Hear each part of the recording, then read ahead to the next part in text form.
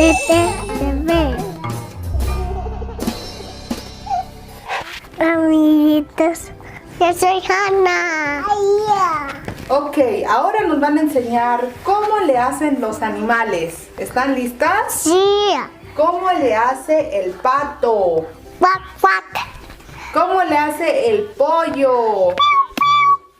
¿Cómo le hace el lobo? Au. ¿Cómo le hace la vaca? Mu. ¿Cómo le hace el guajolote?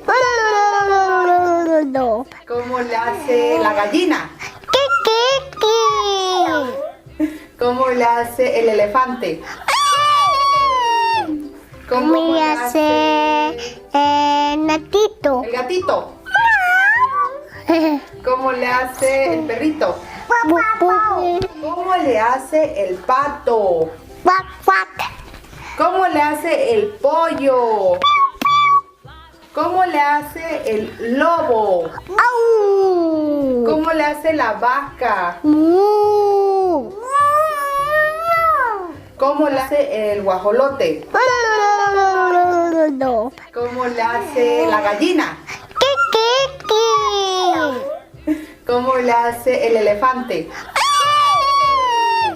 ¿Cómo le hace el gatito? el gatito?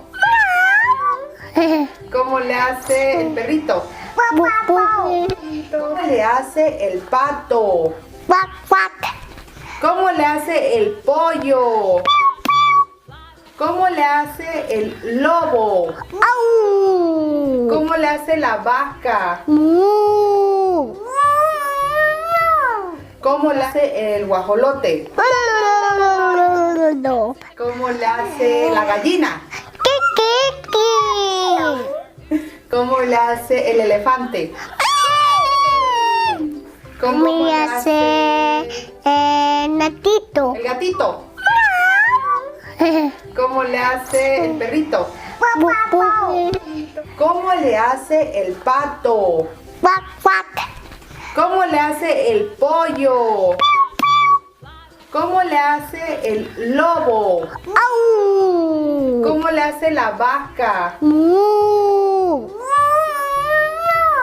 ¿Cómo le hace el guajolote? ¿Cómo le hace la gallina? ¿Cómo le hace el elefante?